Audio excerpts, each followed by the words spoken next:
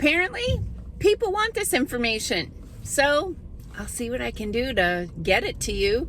Understanding that sometimes I have to speak in code and metaphor, and supposedly we're getting the freedom of speech back, but until I see evidence of that, I'm gonna still use my PTSD from getting thrown into the clink several times about this. I'm gonna do the best I can to tell a clear story that you might have to read between the lines a little bit. Hey, I'm Dr. Patty Barch. I'm a traditional naturopath, founder and owner of Naturally Unbridled Wellness and naturallyunbridled.com, where we focus on wellness solutions, not disease management. This is Down the Ridge with Dr. Patty. This is not medical advice. It's for entertainment purposes only. Nothing I say is true. Don't listen to me. For those of you who haven't been following me for the entire time, just a little background that I did work in biotechnology and drug development for 8 years and taught biotechnology and was contracted by the Massachusetts Department of Education to develop the biotechnology curriculum standards and teacher certification tests. So I have some credentials in the biotech area. I think I have about a dozen scientific papers that I'm an author on. So, I'm not just coming out of left field with this information. So I put out a video last week that was kind of spurred by a speaking engagement that I had, where last week I went and spoke to a group of, it was all women, about hormones and, question and answer section. Somebody asked a question, led to me making a comment about a client who had a stroke after she got the CVS, right? COVID vaccine shot. COVID. Okay. And then this woman in the room says, wait, those cause strokes? And other people in the room are like, yeah. And then she says, I just had my kids get them. Like, I'm sure my poker face was like, what? WTF, right? What? Who's still doing this? Apparently, there are people still doing this. So I made a video and asked, do you guys want me to talk about, the things, all of the things that have been happening and what continues to happen regarding these things? And people were like, hell yeah, tell us all about it. So I'm going to do a series. We'll see how many it takes. And I'll see if I disappear for a few days. I got spanked. But anyway, I'm just going to go a little slow because looks like it could be a little slick, but they did treat the road, so that's good. Okay, so I'm going to try to do a somewhat historical timeline. The further I get into the story, the more it's going to jump around. But let me just start with the bug itself is absolutely from a laboratory. And way back when, if you said that, you would get kicked off of social media. But it's been proven, and the way it's been proven is they did gene sequencing on the bug, and they found that it has a sequence in it that does not exist in nature, but it is commercially available. And molecular biologists, these are the scientists who work with DNA and RNA, molecular biologists commonly purchase or build this sequence of genetic material because it is known to enable the rest of the sequence. It opens the door into the cell or the DNA itself, depending on the type of whatever type of thing it is. I'm trying not to get too geeky here. So it is used to open the door so that the rest of the genetic code that causes the problem can follow in.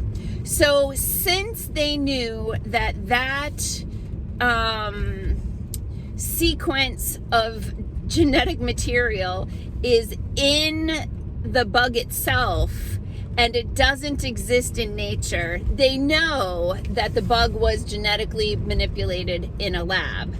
And what a coinky dink, the first reported cases of people having the bug happened to occur in a city where there's a laboratory that does this kind of work. Okay, so that's one piece. So anybody who is still thinking that this was a naturally occurring thing that came from this species of animal to this species of animal and jumped into a human, you're just not up to speed on the science. So that's been disproven, and it is in that 512-page report from the Congressional Oversight Committee that it is identified as laboratory modified.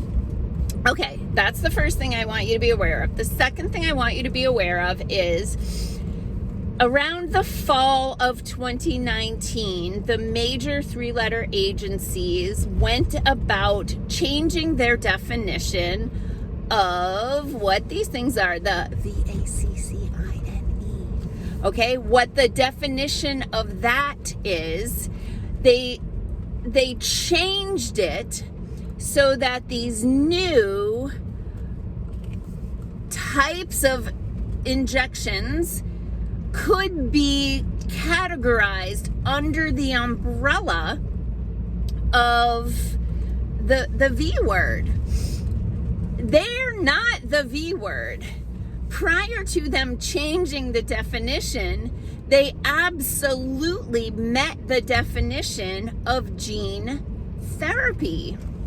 Now, why did they do that? Well, if they call it a V and you've already had a bunch of V's and you're familiar with V's and you think V's are great, boy, you're more likely to say, yeah, you got more V's? Give me the V's. However, if they said, there's this infection going around and we'd like everybody to come and get gene therapy, you might go, wait, what? I've never heard of that, or I've never had that, or I don't know anyone who ever had that, and what is that? And you might ask a bunch of questions, and you might be like, I don't think gene therapy is for me. I think that I will refrain from modifying my genome. Okay, so they changed the name, and that had two advantages for them by changing the definition. So the first advantage for them is, again, that you think you know what it is and you're more likely to say yes. But the second advantage for them is because they called it a V, when it was going through the FDA for authorization and then eventually for approval, they did not send it through the arm of the FDA that deals with V's. That deals with gene therapy. So all of the expert scientists that work at the FDA that were experts in gene therapy had approved and authorized gene therapy injections for other things in other times, knowing the pros and cons, knowing the reproductive risks, knowing the cancer risks, knowing all of those things.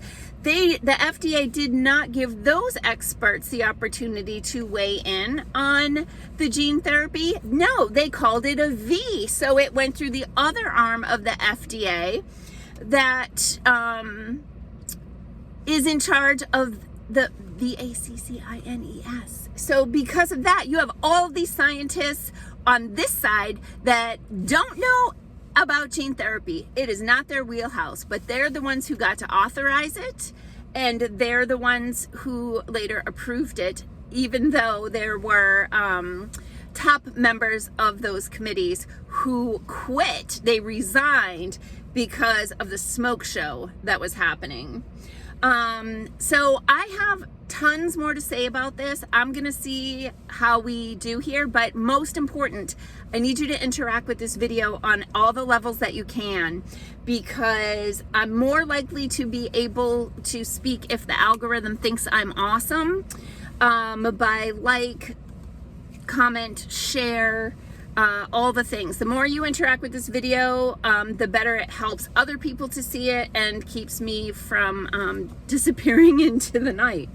All right, wish me luck. Peace out, peeps. Have a healthy day.